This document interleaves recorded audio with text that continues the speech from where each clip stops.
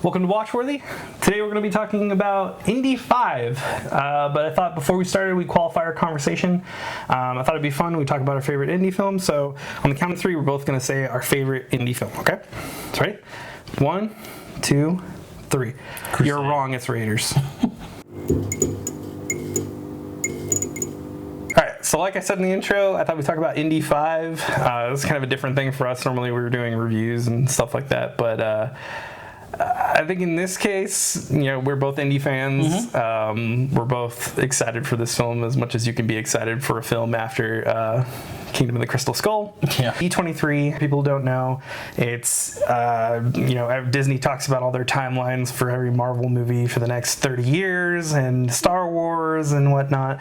But this year included Indy. So there was a trailer that played for the crowd that was there. It hasn't been released online as of this video. So it starts out with Indy, who is teaching. He hasn't been on an adventure in many years. He is told by Sala, who is played by John Rhys Davies again. So it's good to see him back. Yeah, but he basically tells him like, oh, it's time for you to get back out there. We see Phoebe Waller-Bridge. We find out she's actually going to be playing Indy's goddaughter. Which we can talk about that. The film is partially set in the 60s. However, there are some World War II sequences shown. So we have some young Indy stuff, him fighting on top of a train. We have Indy getting his hat from a German motorcycle with a sidecar. We have a chase as Indy goes after a plane. And we get some shots of Mads Mikkelsen, who will also be in this film. He appears in a German uniform. Then it goes to more like the 60s era type stuff. We see a parade. Indy's being chased through the subway on a horse.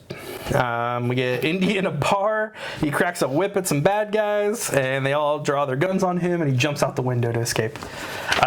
So that kind of closes the trailer. We can see that some of the behind-the-scenes photos match up with some of the stuff that's described there. There are some other rumors that are going around. I'm going to talk about one in particular. But outside of that, sounds okay to me. I don't know. What do you think? Neither of us having seen the trailer, what do you think of just kind of that synopsis? That description sounds fine. I'm excited to get John Rhys Davies back. I pretty much like him in everything he's been in. Even in the horror movies he shouldn't have been in. A little worried about deep fake Indy, which is what I'm assuming they're going to do for the World War II stuff. I wouldn't doubt with the given trend of, you know, Mark Hamill in Mandalorian and things like that. Sure. Sam Jackson and Captain Marvel, that they're going to be trying to further that de-aging technology. So yeah, I could see young Indy being prominently featured, if only for that reason. There's heavy rumors that time travel will be involved. That's right. Yeah. So for me, I think, you know, we had Kingdom of the Crystal Skull that ended with aliens, right? To me, it's a little bit shark jumpy. I want to say I put time travel in that same bucket. Yeah. You know, a lot of the other indie films are based around very pulp action hero type vibes, aliens and things like that, at least in like a pulp era sense. Yeah. Kind of lean more towards like a creature feature sci-fi kind of thing, which I don't know if it matches up very well with indie. Yeah, it is very jump the shark. Like, why do we need time travel? Why do we need aliens? Why do you need that last movie at all? We didn't know. The rumors, let's wait, I guess, and see if it's a little more confirmed. But otherwise, everything sounds pretty interesting. So my hopes for them showing young Indy. Also, you know, obviously we're gonna have to look at how the CGI looks, and I'm sure it may be a little uncanny valley, which has kind of been the case for some of the stuff. As good as they can make Mark Hamill young Jedi post Return of the Jedi look, I think it's still a little not quite there, right? It'll largely depend on how much we get fake young Indy. I think if we get it for just a little bit of a scene, I'm okay with that. So I think for better or for worse, Harrison Ford, regardless of his age, is probably the best possible scenario we get, because they're going to make an indie movie either way, right? They're going to want to cash in on this. The franchise is ripe for the picking. Right. They haven't quite beaten that dead horse enough. I just don't know if Harrison Ford's the way to go. I mean, the guy's got to be 80-something years old at this point, right? And, I mean, Indiana Jones is a spry dude. I mean, he has action scenes. He's done a lot of jumping and stuff in, like, the first three. So... It's kind of funny to imagine that large part of Kingdom of the Crystal Skull was based around Mutt, Shia LaBeouf's character, calling Indy old man. That was, like, what... 20 years ago or something like that. 20 years later. And now... Is that any younger? Surprise.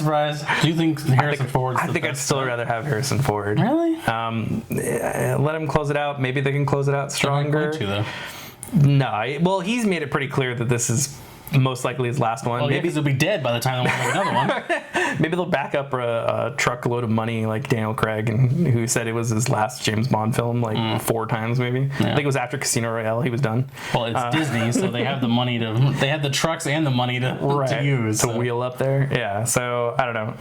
I mean, I didn't think he'd come back for Rise of Skywalker either, and he was in that, so... Anything could happen, I suppose, but as far as he's concerned, he says this is his last indie film, so, I mean, if that's the case, then I can live with that.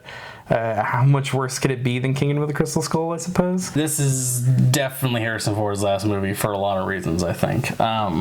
So, then the question is, if they're going to continue making these movies, which isn't really a question, the question is, do you want to have some, saying the technology is good enough, some weird full-on deepfake indie, like almost indie animated? I'm gonna go with no. Right. Or do you want to recast indie and do more 40s and 30s stuff? I'm gonna go with no. Or do you do baton toss? I think we have, you can go back and watch any of the young Indiana Jones Chronicles or whatnot. Oh, yeah. I think those are actually Joe Johnston too, which is, he's a great pick for indie. So I'm hoping that those younger scenes represent is we're gonna get an indie story that's about that one that got away. And what I mean by that is the artifact, the MacGuffin. So we see a lot of his career getting these different artifacts. I think if this is told as a story that started in World War II and is now continuing on to this day and has become relevant again or something like that, sure. I think that's okay, and that's a decent excuse to show some young indie and stuff. But time travel, I don't know.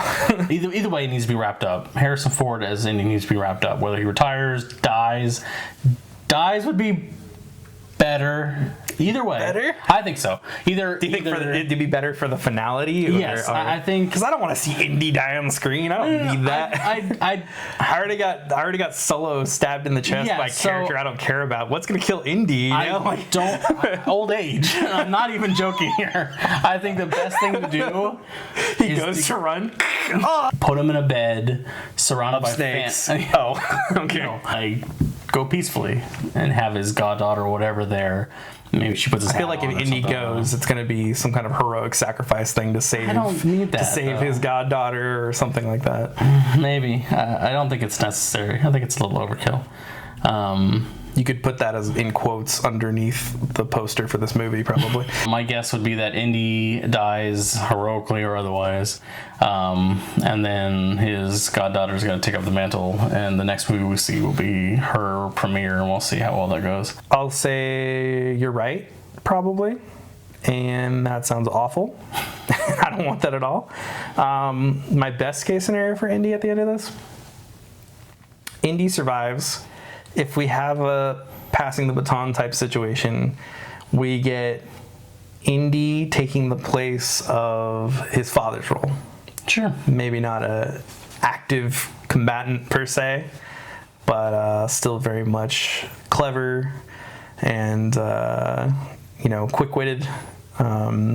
Even if he's not the man of action he used to be. Sure. If we're going to continue, and if we're going to back up a truckload of money to Harrison Ford's mansion and try and get him to come back. I don't need to see an Indy dying scene, I don't think. Part of me likes that idea strictly for the finality of okay, he's dead, they're not going to do anymore, but in this current times doesn't mean much with deepfakes and de-aging and whatnot. So I'm hoping this isn't a film too far, but... I mean, 4 was a film too far. Yeah. The third one's called The Last Crusade. Try to give you the hint right there, and they didn't take it. Yeah. We'll watch Indy 5. I'd watch Indy 5 even if we were doing the channel, but I'm not going to be happy about it.